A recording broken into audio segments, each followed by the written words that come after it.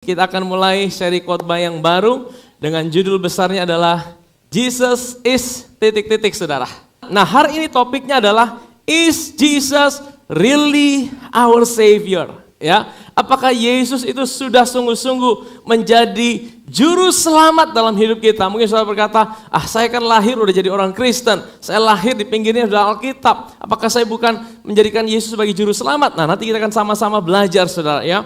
Tapi sebelum saya melanjutkan khotbah, saya mau bacakan satu kesaksian dari seorang anak Tuhan yang melayani di tempat ini, saudara. Shalom Bapak Gembala, saya ingin bersaksi atas kebaikan Tuhan Yesus di dalam hidup saya. Tanggal 5 Juli 2021, saya pernah menjalani operasi kuret karena tidak berkembangnya organ jantung pada janin yang saya kandung pada waktu kuret. Di usia kandungan 3 bulan. Dan bersamaan kehamilan saya pada waktu itu juga ditemukan adanya kista sebesar 2,5 cm. Setelah itu saya program hamil karena ingin sekali punya anak perempuan. Tapi sekitar kurang lebih 6 bulan yang lalu saya sakit infeksi saluran kencing. Dan pada waktu diperiksa USG terlihat adanya kista menjadi 5 cm. Jadi 2,5 jadi 5 cm, saudara. Saya agak stres waktu itu. Karena setelah operasi kuret 2 tahun lalu, saya belum juga hamil. Sedangkan umur saya tahun ini sudah menginjak 40 tahun. Saya sangat rindu anak saya yang usia 10 tahun ini punya teman yaitu adik kandung.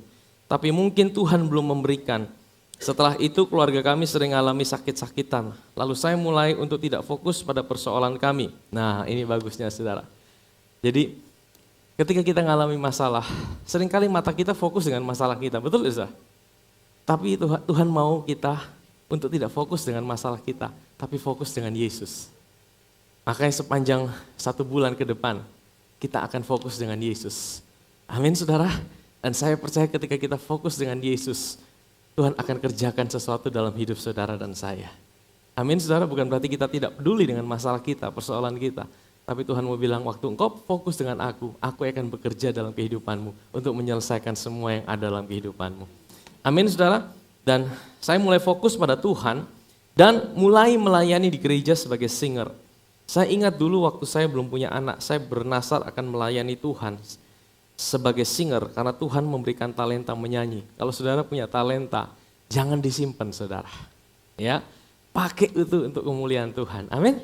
Karena talenta itu dari Tuhan. Kalau saudara pakai untuk kemuliaan Tuhan, Tuhan senang tidak kira-kira, saudara? Senang, tapi kalau saudara cuma didiamkan saja talenta yang Tuhan kasih, Tuhan sedih, saudara. Ya, kalau Tuhan kasih saudara talenta, pakai itu, saudara. Saya percaya kalau saudara pakai, Tuhan akan kembangkan lagi lebih luar biasa. Amin, saudara. Kapasitas saudara, ya. Mungkin saudara punya talenta, kalau saudara senyum, wah, orang lain bisa terpesona dengan senyum saudara. Daftar jadi asyir, saudara. Ya, mungkin saudara punya suara yang bagus, daftar jadi singer, ya kan? Tapi kalau suara fals jangan daftar jadi singer, saudara. Daftar jadi asyir, ya kan? Apa saja, saudara, Tuhan pasti kasih kita talenta, tidak mungkin tidak ada talenta. Dan pasti ada karunia kalau saudara lahir baru. Ya. Nah, terus. Sekarang saya memberikan waktu untuk melayani Tuhan sebagai singer. Kemudian saya sempat putus asa. Karena usia saya yang tidak muda lagi, saya belum hamil, anak kedua justru saya dapat kista jadi 5 cm. Dan 3 bulan lalu saya juga sakit infeksi bakteri di daerah tertentu dan mengakibatkan luka yang tidak kunjung sembuh selama 2 bulan. Hingga berujung ke ambeien yang berdarah. Kondisi sakit yang saya rasakan juga saat hari ulang tahun gereja. Tapi saya berusaha untuk menahan, saya berusaha untuk fokus kepada Tuhan dan bukan sakit saya. Tapi saya ingin sekali didoakan oleh tim doa syafaat di gereja, namun saya malu untuk mengutarakannya. Ya, saudara kalau punya kerinduan tuh didoakan jangan malu-malu. Di tempat ini kita ada pendoa. Saudara setelah pulang yang mau didoakan boleh hubungi pendoa, ya. Jangan malu-malu, saudara. Karena saya percaya ada kuasa yang dahsyat di dalam doa. Amin, saudara. Ya, saudara punya pergumulan sebentar boleh datang ke pendoa, nanti bisa didoakan sama-sama, saudara. Saya malu, tapi saya berdoa sendiri dan minta Tuhan jika Tuhan berkenan, Tuhan yang akan utus seseorang untuk mendoakan saya. Wah, ini iman dahsyat, saudara. Dan sebulan lalu ketika saya pelayanan ibadah minggu, tiba-tiba ada anak Tuhan yang juga full timer gereja, tiba-tiba tergerak mendoakan saya. Singkat cerita, dalam minggu setelah didoakan, saya mengalami kesembuhan 90%. Luka-luka yang masih basah yang belum kering itu menjadi kering, tersisa ambien yang masih bengkak.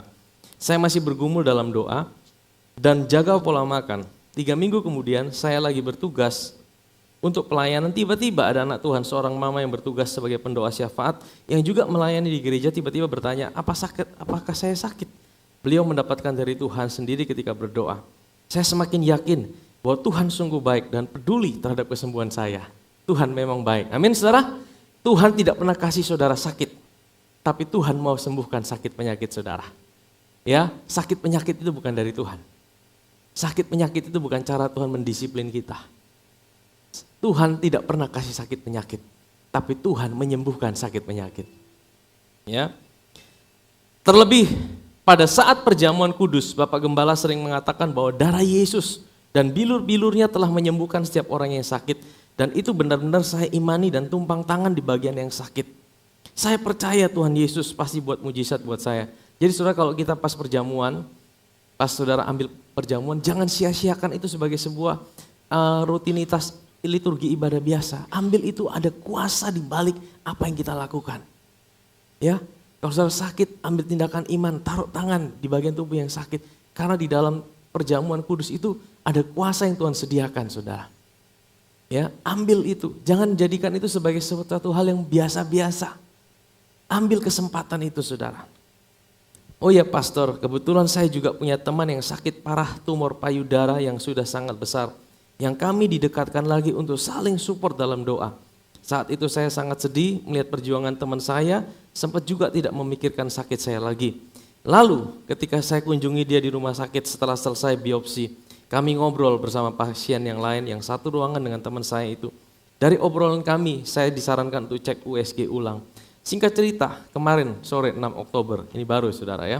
Setelah jemput anak saya latihan drama sekolah, saya mampir untuk cek USG. Dan ternyata dokter sudah tidak temukan lagi kista di rahim saya. Kita berikan tepuk tangan saudara. Puji Tuhan, saya sangat bersyukur. Bahkan saya minta dokter cek ulang kembali apa ada kista atau miom atau kandungan yang turun. Dan dokter bilang katanya, semua bersih, tidak ada kista dan tidak ada miom. Haleluya, puji Tuhan. Tuhan sangat baik buat saya dan dia tidak pernah tinggalkan anak-anaknya yang percaya padanya.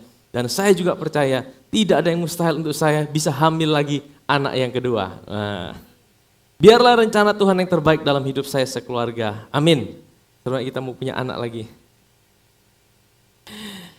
Demikian kesaksian saya, semoga menjadi berkat bagi kita semua. Amin. Terima kasih Bapak Gembala, Tuhan Yesus memberkati kita semua. Puji Tuhan. Nah, hari ini saya akan bicara tentang is Jesus really our Savior? Kenapa saudara? Apakah Yesus itu benar-benar juru selamat kita? Nah, hal yang paling utama yang menjadi job desk-nya Tuhan Yesus ketika dia ada di bumi adalah dia menjadi juru selamat kita, saudara. Ya, itu adalah main jobnya Tuhan kita. Kenapa dia jadi manusia? Itu yang paling utama adalah dia menjadi juru selamat kita. Ia akan melahirkan, Maria akan melahirkan anak laki-laki. Dan engkau akan menamakan dia Yesus atau Yahweh Save. Ya, Yahweh menyelamatkan. Karena Yesuslah yang akan menyelamatkan umatnya dari dosa mereka. Jadi juru selamat itu yang pertama, dia menyelamatkan manusia, saudara dan saya dari apa? Dosa. Ya. Jadi tugas sebagai juru selamat yang paling utama adalah menyelamatkan kita dari dosa. Ya. Nah, yang kedua juga juru selamat itu artinya dia Tuhan yang mampu dan mau untuk menyelamatkan setiap area kehidupan saudara dan saya. Ya, namanya juru selamat itu artinya dia ahli dalam menyelamatkan. Ya, memang bukan cuma mati masuk surga, tapi dia juga mau menyelamatkan rumah tangga saudara. Ya, dia mau menyelamatkan pekerjaan saudara. Dia mau menyelamatkan kesehatan saudara. Dia mau ada di setiap area kehidupan saudara dan saya. Tapi hari ini saya akan bawa kita fokus melihat dia sebagai juru selamat. Dan juru selamat itu masuk ketika dia ketemu dengan orang berdosa, betul? Karena tugasnya dia adalah menyelamatkan orang berdosa. Jadi Yesus itu kenapa dia paling nyaman dalam tanda kutip. Dia merasa home. Dia merasa dia nyaman ketika dia dekat dengan orang-orang berdosa. Makanya Yesus disebut teman orang berdosa. Sebenarnya ini ejekan, saudara. Ejekan yang diberikan oleh ahli Taurat, orang-orang Farisi kepada Yesus. Waktu mereka lihat itu dia. Masa dia makan minum dengan orang berdosa, dengan pelacur, dengan pemungut cukai. Dia makan satu meja dan dia menikmati. Setelah Yesus pergi dari situ, ia melihat seorang bernama Matius duduk di rumah cukai, lalu ia berkata padanya, ikutlah aku. Maka berdirilah Matius, lalu mengikut dia. Matius dipanggil sama Yesus, bukan karena dia baik, saudara. Setiap kita dipanggil sama Tuhan bukan karena kita layak. Amin, saudara. Setiap kita dipanggil sama Tuhan itu bukan karena kita layak, tapi karena Dia yang layak, yang melayakkan kita. Dia yang baik, saudara. Next. Kemudian ketika Yesus makan di rumah Matius, datanglah banyak pemungut cukai. Wih. Jadi saudara, Yesus sedang makan di rumah Matius, pemungut cukai kumpul, saudara. Dan orang berdosa makan bersama-sama dengan dia dan murid-muridnya. Ayat 11.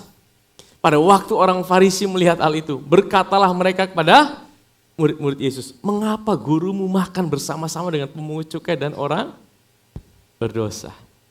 Saudara tahu kenapa Yesus nyaman dengan orang berdosa? Karena bagi orang berdosa, mereka melihat Yesus sebagai juru selamat. Karena Yesus merasa di situ dia sangat dibutuhkan. Tapi di tengah-tengah orang Farisi, di tengah-tengah ahli Taurat, mereka hanya melihat Yesus sebagai seorang guru. Mereka hanya melihat Yesus sebagai salah seorang pengajar yang ada di Israel. Memang Yesus adalah rabi. Yesus bukan rabi karbitan, saudara. Yesus sungguh-sungguh sekolah. Yesus itu ikuti semua tata cara sebagai orang Yahudi. Dia harus ikut umur segini begini, umur segini begini. Umur 12 dia ke bait Allah. Terus kemudian dia ikuti pendidikan. Ya kalau hari ini S1, S2, S3 sampai disebut dia sebagai seorang rabi. Dari mana gelar titel rabi itu? Itu bukan gelar biasa yang ditaruh-taruh, tapi dia lewati proses, saudara. Makanya dia dipanggil rabi. Ya, makanya orang-orang Israel pada waktu itu mereka adalah orang-orang yang suka belajar. Mereka pergi ke rabi ini, mereka pergi ke rabi ini, mereka cari pengajar ini, mereka cari pengajar itu. Makanya bagi mereka Yesus hanyalah salah seorang dari rabi atau guru. Makanya ada seorang yang muda di dalam Lukas 18, seorang ahli Taurat. Kalau saudara baca, kita tidak bisa buka. Lukas pasal 18 ada seorang anak muda yang kaya. Dia adalah seorang ahli Taurat. Dia datang kepada Yesus dan dia berkata, guru yang baik. Ingat perkataannya pertama apa? Guru yang baik. Dia panggil Yesus sebagai guru. Ya, dia panggil Yesus sebagai guru. Yesus bilang apa? Tidak ada yang baik selain daripada Allah itu sendiri. Oke, apa maumu? Dia bilang, guru yang baik, saya mau tanya, bagaimana saya bisa punya hidup yang kekal? Soal itu kan pertanyaan penginjilan, saudara, betul? Kalau hari ini kita ditanya, bagaimana saya bisa punya hidup yang kekal? Percaya Yesus, sungguh-sungguh, buka hati, terima Tuhan, engkau akan punya hidup yang kekal. Betul, saudara? Sesimpel itu. Tapi Yesus bilang apa?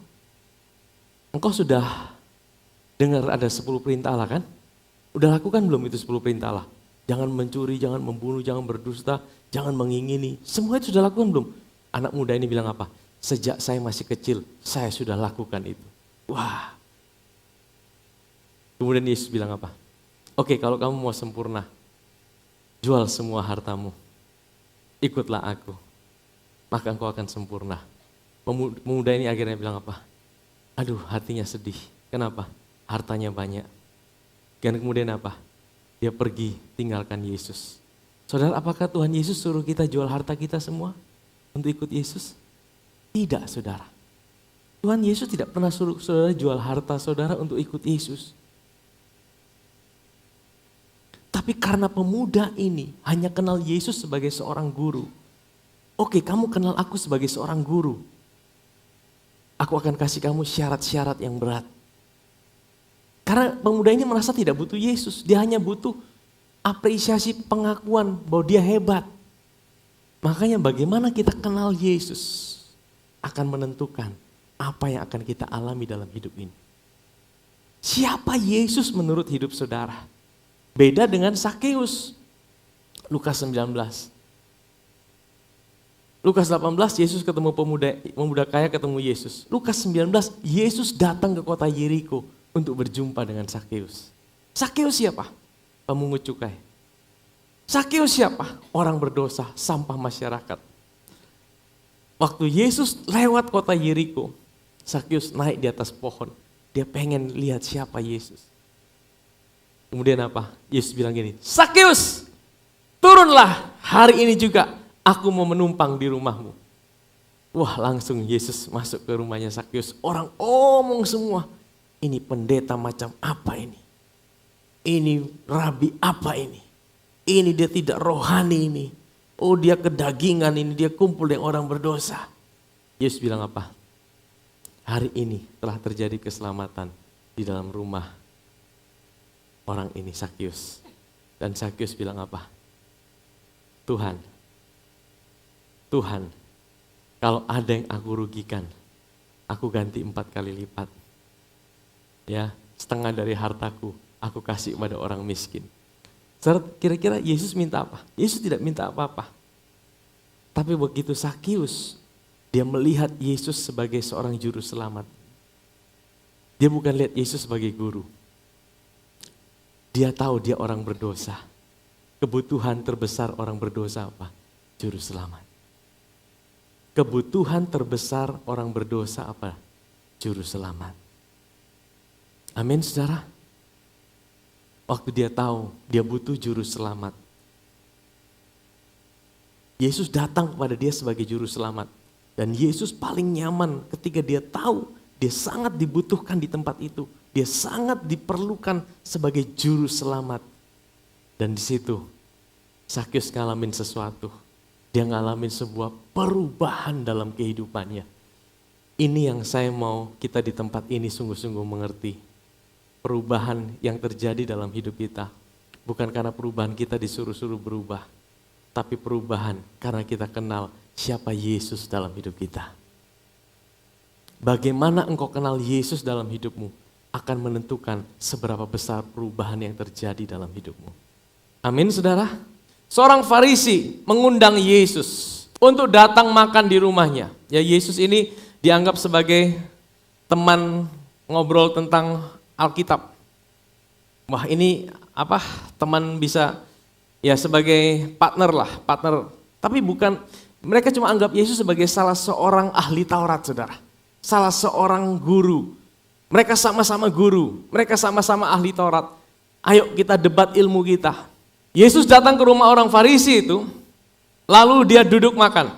Di kota itu ada seorang perempuan yang terkenal sebagai seorang berdosa. Ini seorang berdosa ini adalah pelacur, saudara.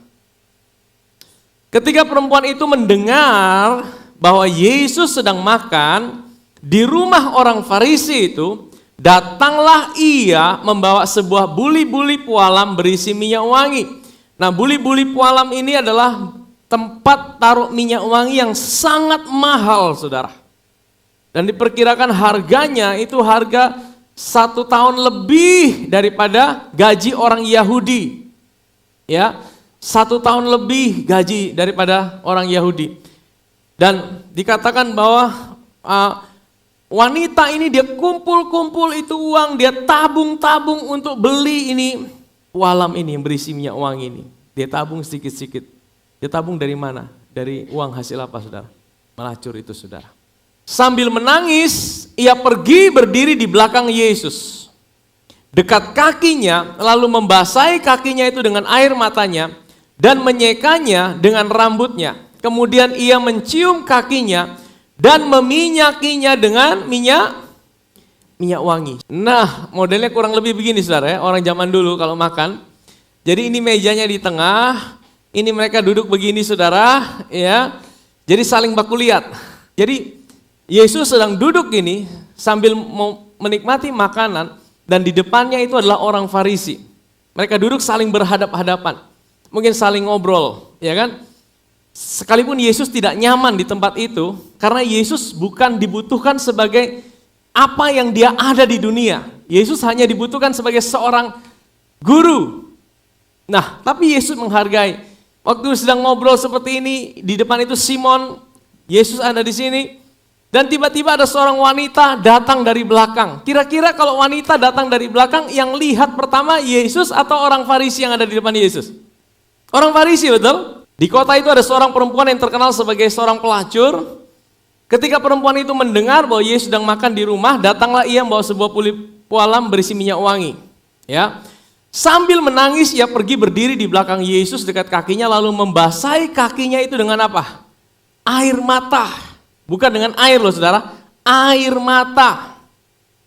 Ya, dan menyekanya dengan, kata menyeka ini adalah imperfect tense. Ini dalam bahasa Yunani itu ada beberapa tense.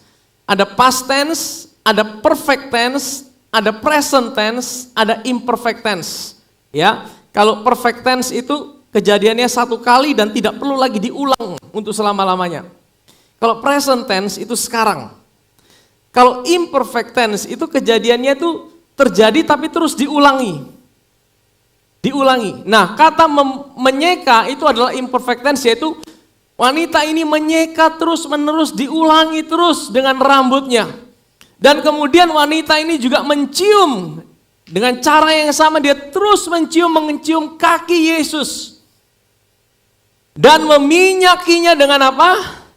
Minyak wangi itu. Ketika orang Farisi yang mengundang Yesus melihat hal itu, ia berkata dalam hatinya, jika ia ini seorang, jadi menurut orang Farisi ini Yesus seorang apa? Mungkin dia nabi, kan dia banyak ngomong, kalau dia seorang nabi. Ya saudara ingat loh, apa yang saudara nilai tentang Yesus, itu akan menentukan seberapa dalam hubunganmu dengan Tuhan. Dan apa yang akan engkau alami dengan Tuhan. Orang Farisi ini hanya melihat Yesus sebagai seorang nabi. Kalau dia seorang nabi. Makanya hari ini kita mau belajar, jangan lihat Yesus hanya sebagai seorang guru. Jangan lihat Yesus hanya sebagai seorang nabi. Yang paling utama dalam hidup ini adalah kenali Yesus sebagai juru selamat di dalam kehidupan. Bagaimana? Mari kita lihat saudara ya.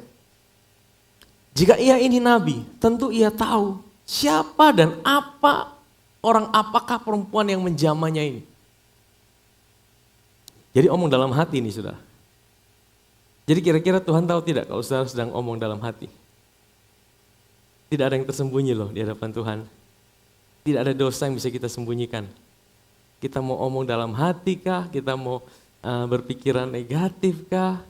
Kita mau bersungut-sungut kah? Mungkin tidak ada orang yang tahu. Mungkin hari ini kau datang di gereja, semuanya kelihatan baik-baik. Ya kan? Tapi dalam hati kita siapa yang tahu? Siapa yang tahu? Tuhan. Tuhan tahu semua hidup kita. Makanya Tuhan tahu setiap area hidup kita. Dari awal sampai akhir. Makanya tidak ada yang tersembunyi di hadapan Tuhan. Makanya dia bisa hapus dosa kita. Tidak ada yang tersembunyi. Dia bisa ampuni semua dosa kita. Karena dia tahu semua dosa kita. Seburuk-buruknya dosa kita. Dia ambil itu dan ditaruh di atas kayu salib 2000 tahun yang lalu. Amin saudara. Saudara tahu kenapa Yesus itu bisa dekat dengan orang berdosa? Kenapa? Bukan berarti Yesus itu kompromi dengan dosa loh. Dosa tetap dosa. Yesus tidak pernah kompromi dengan dosa loh. Dia tidak sembunyikan dosa, udahlah ya dosa-dosa kecil, udahlah ampuni. Bukan seperti itu saudara. Dosa sekecil apapun. Jadi makanya tidak ada namanya, dalam tanda kutip sebenarnya dosa besar, dosa kecil dalam artian dosa sekecil apapun itu maut saudara. Oh mungkin dosa kita tidak kelihatan. Oh dosa kita kan, saya kan baik-baik, dia kan itu seperti itu, dia kelihatan wah hidupnya mabuk-mabuk, kelihatan hidup. Tapi semua kita, tidak ada yang tahu, setiap kita di dalam hati kita, di dalam pikiran kita.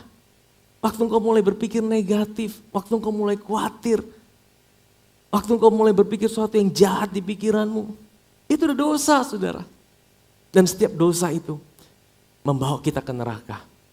Tuhan tidak pernah kompromi dengan dosa. Justru Tuhan tidak kompromi dengan dosa. Setiap dosa itu dalam kemahatauan Tuhan dibawa sama Yesus di atas kayu salib, diambil sama Dia, diselesaikan oleh Dia satu kali untuk selamanya. Dan dengan cara itu Dia bisa mencintai hidup saudara. Dia bisa mengasihi hidup saudara. Dia bisa memberkati hidup saudara. Amin saudara. Kalau hari ini Dia memberkati hidup kita bukan karena Dia kompromi dengan dosa. Tapi karena Dia tahu bahwa semua dosa itu sudah dibawa di atas kayu salib 2000 tahun yang lalu. Makanya Dia bisa dekat dengan orang berdosa. Karena Dia tahu orang berdosa itu yang paling membutuhkan Dia. Lalu Yesus berkata kepadanya, Simon, ada yang hendak kukatakan kepadamu. Saud Simon, katakanlah apa? Dia panggil Yesus sebagai apa? Guru. Tadi nabi, sekarang guru. Karena dia merasa Yesus hanya guru. Ada dua orang yang berhutang kepada seorang pelepas uang. Yang seorang berhutang 500 dinar. 500 dinar itu kurang lebih gaji orang Israel 1,5 tahun. Gaji orang Israel 1 hari itu 1 dinar, saudara. Jadi kalau 500 dinar kurang lebih 1,5 tahun gaji orang Israel.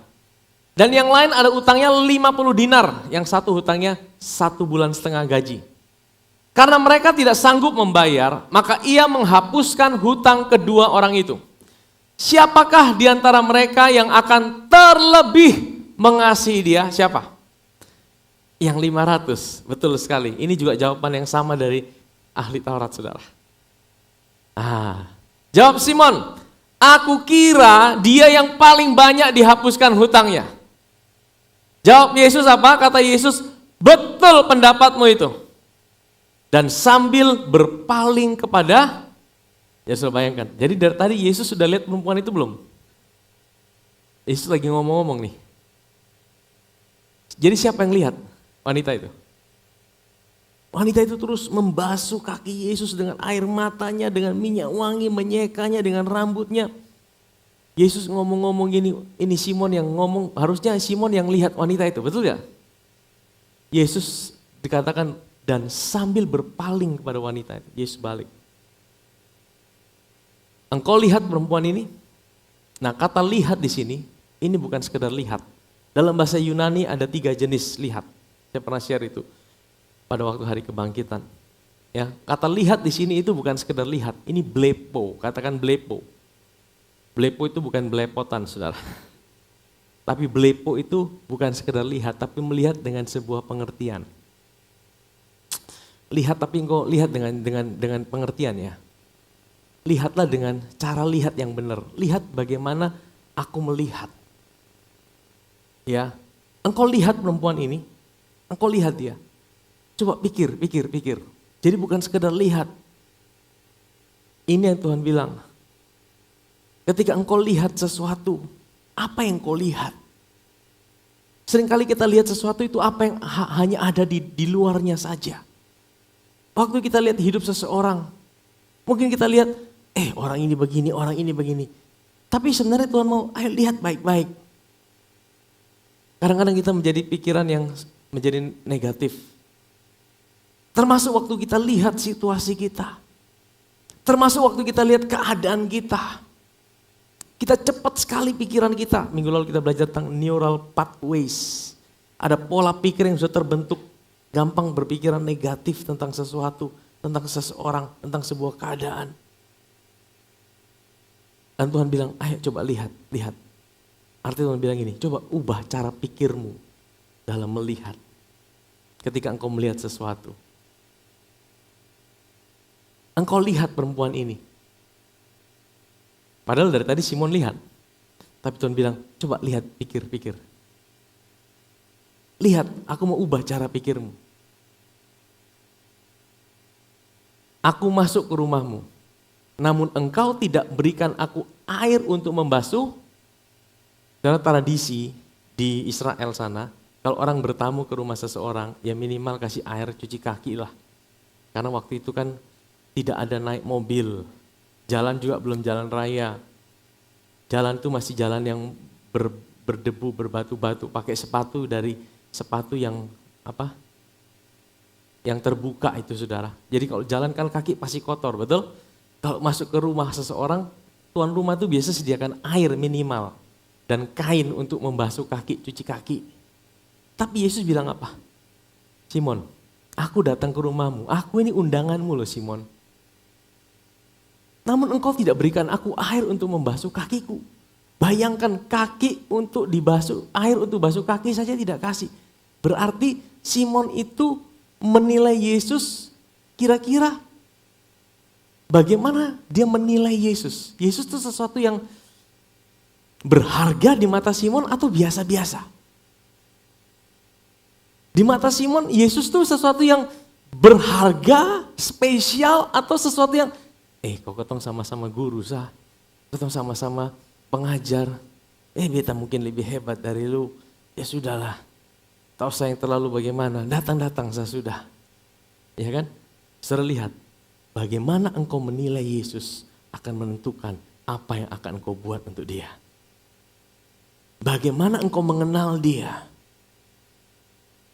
Bagaimana engkau lihat siapa Yesus akan memberikan engkau nilai terhadap siapa Yesus dalam hidupmu. Amin saudara. Yesus bilang apa? Kau tidak kasih aku air untuk basuh kaki. Tetapi dia, ini perempuan ini, dia membasahi kakiku bukan dengan air, tapi dengan air matanya. Dan dia menyeka terus dengan apa? Rambutnya, bukan dengan kain biasa. Kita lihat, dua orang di tempat yang sama, melihat Yesus yang sama, tapi dengan cara pandang yang berbeda.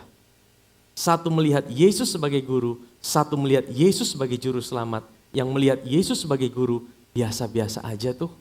Yang melihat Yesus sebagai juru selamat, dia lakukan satu tindakan yang radikal. Makanya sekali lagi, bagaimana engkau melihat Yesus dalam hidupmu akan menentukan apa yang akan kau alami dan kau lakukan di dalam hidup ini.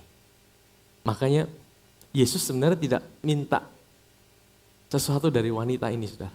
Makanya perubahan itu yang paling dahsyat adalah ketika perubahan terjadi dari dalam. Ketika engkau kenal siapa Yesus dalam hidupmu. Amin saudara.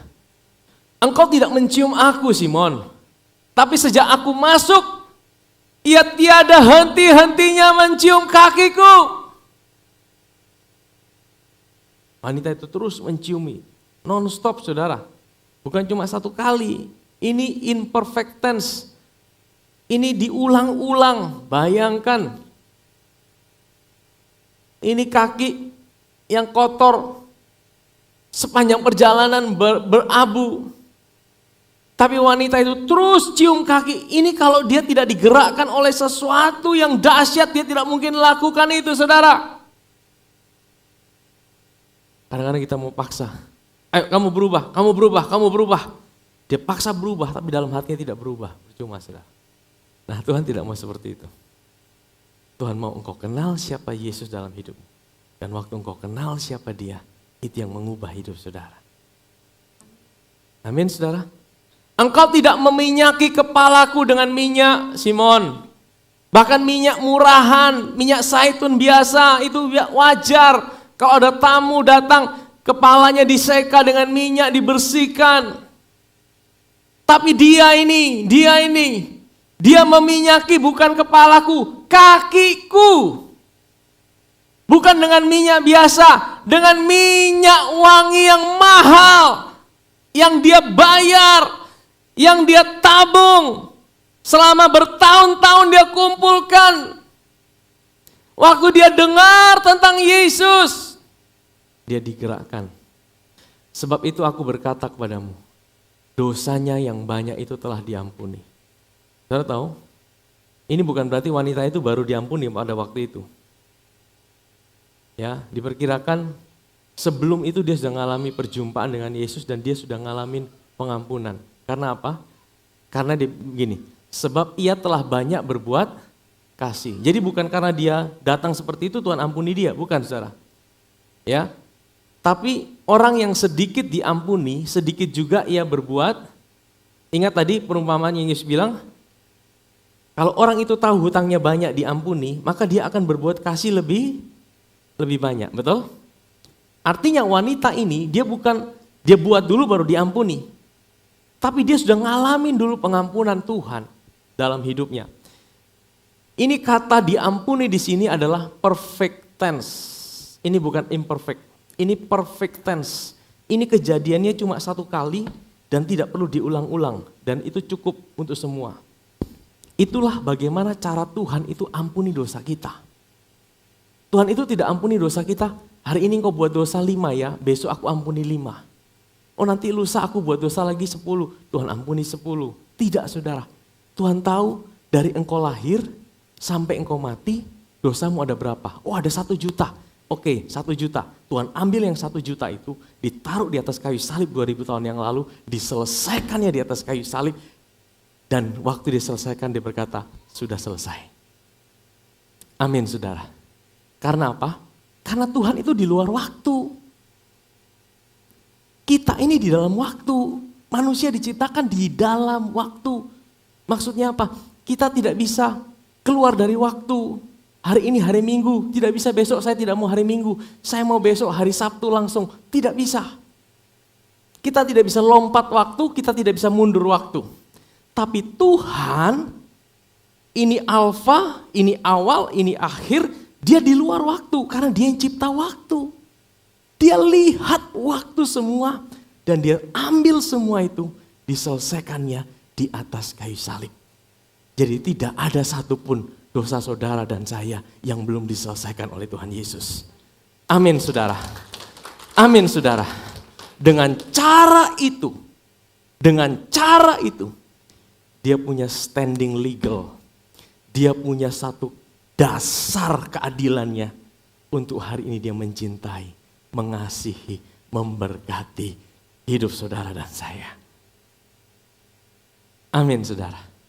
Saya percaya saudara, kalau seseorang itu sungguh-sungguh sadar dan mengerti dari pengampunan yang Tuhan kerjakan, hidupnya pasti berubah.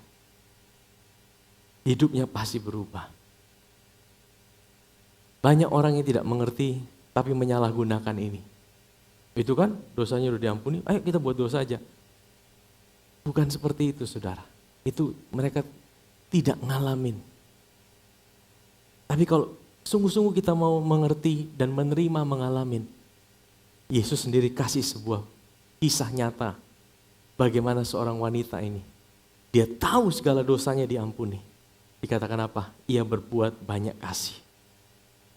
Tapi orang yang sedikit diampuni, ini bukan perfect tense, ini adalah present tense. Jadi gini saudara, Yesus sudah gambarkan, kalau orang ini, seseorang itu dia tidak tahu dosanya itu sudah diampuni belum, dia tidak yakin, ya, maka dia juga tidak bisa berbuat kasih yang banyak. Dia tidak bisa berbuat kasih yang banyak. Karena dia merasa, dosaku ya aku buat hari ini 5, besok diampuni 5. Aku buat 10, besok diampuni 10. Ya dia buat sesuai dengan kesadarannya, wah hari ini mungkin aku belum diampuni, dia tidak bisa berbuat sesuatu yang lebih buat Tuhan, saudara. Saya tunjukkan satu ayat di dalam 2 Petrus pasal yang pertama. Dari Simon Petrus, hamba dan rasul Yesus Kristus, kepada mereka yang bersama-sama dengan kami memperoleh iman oleh karena keadilan, righteousness Allah, dan juru selamat kita yaitu siapa? Yesus Kristus.